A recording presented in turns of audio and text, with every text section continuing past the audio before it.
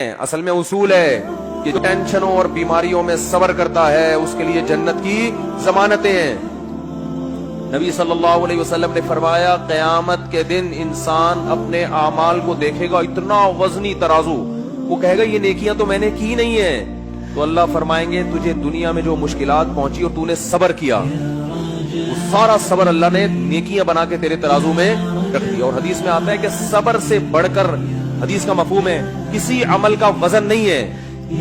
کوئی تہجد، کوئی مجاہد کی جو اتنی فضیلت ہے نا میدان جنگ میں لڑنے کی، اس لیے کہ صبر کرنا پڑتا ہے۔ جو لوگ اللہ کی راہ میں لڑتے ہیں، جہاد کرتے ہیں، وجہ کیا ہے؟ صبر بہت کرنا پڑتا ہے ان کو۔ تبھی قرآن نے کہا الصابرین فی البأساء والضراء وحین الباس، میدان جنگ میں صبر کرنے والے، وہاں بھی لڑتے میں صبر کرنا پڑتا ہے۔ کوئی فوجی چاہے کسی بھی ملک کا ہو، میدان جنگ میں کبھی بھی خوش نہیں ہوتا۔ یہاں بے شک بہادری کا جوہر دکھا رہا ہوگا، یہ ہو گیا، لیکن وہاں جا کے وہ کہے گا بھائی جنگ ختم ہو کسی طرح سے۔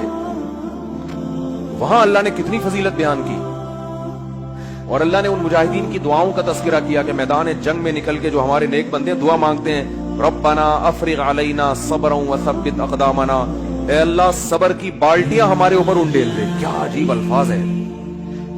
یہ نہیں کہتے اللہ میدان جنگ میں ہمیں صبر دے دے، بھائی یہ صبر تو ہر جگہ ہو۔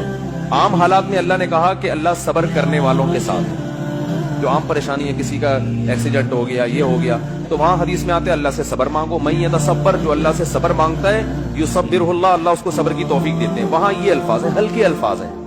لیکن میدان جنگ میں جو لڑنے والے ہیں اللہ کی راہ میں، ان کے لیے یہ نہیں کہا کہ صبر مانگو، ان کو کہا کہ اللہ سے دعا مانگو، اے اللہ صبر کی بالٹیاں ہمارے اوپر انڈیل دے۔ افراغ عربی میں کہتے ہیں پانی کی بالٹی کسی کے اوپر ڈال دیا آپ نے، بہانا پانی، تو گویا صبر کو پانی فرض کیا گیا ہے، اور اس کو ایک بالٹی میں رکھ کے ایسے انڈیل ہمارے اوپر۔ تھوڑا بہت صبر نہیں چلے گا یہاں پہ، دشمن طاقتور ہے، وہ ٹینکوں بموں کے ساتھ چیتھڑے اڑا رہا ہے آپ کے، آپ کی آنکھیں بھی جا سکتی ہیں، آپ کی ٹانگ بھی جا سکتی ہے، آپ گرفتار بھی ہو سکتے ہو، کتنی ٹینشنیں ہیں، اور یہ جنگ کب ختم ہوگی یہ بھی پتہ نہیں ہے۔ تو اللہ نے فرمایا وہاں یہ دعا مانگتے ہیں افرغ علینا صبرا، نیک لوگ دعا مانگتے ہیں اللہ ہمارے اوپر صبر کی بالٹیاں انڈیل دے۔ تو کس قدر، تو اللہ نے کیوں جنت، حدیث میں آتا ہے من قاتل فواق ناقۃ، جو اونٹنی کا عرب لوگ دودھ نکالا کرتے تھے نا، تو دودھ جیسے ہی ختم ہوتا ہے اس کو چند سیکنڈ کے لیے چھوڑتے ہیں تاکہ تھوڑا سا دودھ دوبارہ جمع ہو جائے، پھر دوبارہ نکالتے ہیں۔ تو آپ صلی اللہ علیہ وسلم نے فرمایا جس نے اللہ کی راہ میں قتال کیا، لڑا، اتنی دیر جتنی دیر میں اونٹنی کے دودھ کو دھونے کے لیے چھوڑا جاتا ہے، چند سیکنڈ ہوتے ہیں، وجبت لہ الجنہ، اس نے جنت اپنے اوپر واجب کر لی۔ تو کیوں ہے بھائی یہ فضیلت؟ اس لیے کہ یہ یہاں بیٹھ کے بات کرنا آسان ہے، لڑنا بہت مشکل کام ہے میدان جنگ میں۔ تو کیوں اتنی فضیلت؟ لڑائی کی وجہ سے نہیں، صبر کی وجہ سے، اس کا صبر بہت ہے۔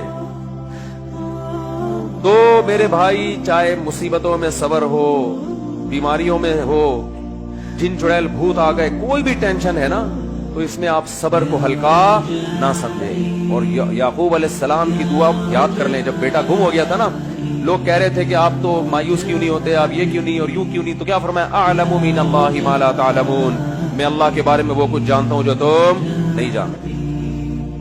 کیا مطلب؟ مجھے پتا ہے اللہ جب کسی کو تکلیف دیتا ہے تو بنانے کے لیے دیتا ہے، تکلیف برائے تکلیف نہیں ہوتی۔ مسلمان کے لیے حدیث میں آتا ہے کہ نبی صلی اللہ علیہ وسلم نے فرمایا مسلمان کو جب تکلیف پہنچتی ہے اس کے درجات بلند، وہ تکلیف اس کو بنانے کے لیے، اور منافق کو جب تکلیف پہنچتی ہے تو تکلیف برائے تکلیف ہوتی ہے۔ حدیث کا مفہوم ہے، پورے الفاظ انشاءاللہ میں سناؤں گا کسی وقت۔ تو اس لیے میرے بھائی اللہ سے عافیت مانگے، ہم تکلیفوں کے اہل نہیں، ہم تو نالائق لوگ ہیں، بے صبر لوگ ہیں۔ ایک صحابی نے جب نبی سے یہ بیان سنا نا صبر پہ، کیسا صحابی کا جذبہ، اللہ سے مصیبتیں مانگنے لگے، دعا مانگ رہے ہیں اللہ مجھے مصیبتیں دے تاکہ میں صبر کروں۔ یہ صحابی کا ایمان تھا کہ مجھے دنیا میں اللہ خوشی چاہیے ہی نہیں ہے، لیکن نبی نے ان کو منع کیا کہ یہ عبدیت کے خلاف، غلامی کے خلاف۔ غلام ہمیشہ اللہ سے کیا مانگتا ہے؟ غلام کا کام ہے بھائی وہ عافیت مانگے۔ جیسے غلام اپنے مولا سے کہے مجھے نہیں پیسے چاہیے، تو مولا کو غصہ آئے گا، بھائی میں بڑا ہوں تو چھوٹا ہے، تو میں تو، باپ اپنے بیٹے کو کچھ کھلا رہا ہے، بیٹا کہ ابا میں کسی کا محتاج نہیں، مجھے نہیں چاہیے، تو باپ کو غصہ آئے گا نا کہ تو کسی اور کے سامنے یہ بات کر، میں تیرا باپ ہوں۔ تو اس لیے اللہ کو بھی اللہ چاہتے ہیں کہ بندے مجھ سے خوشیاں مانگے، غم نہ مانگے۔ غلامی کا تقاضا یہ, تو اللہ سے خوشی مانگو, اے اللہ ہم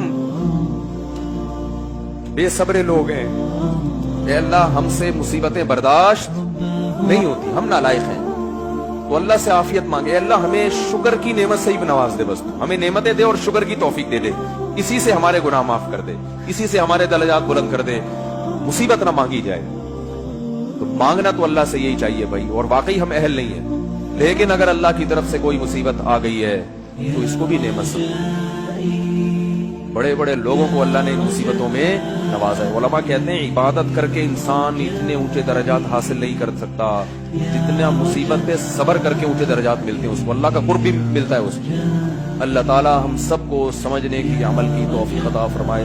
وما علینا الا البلاغ.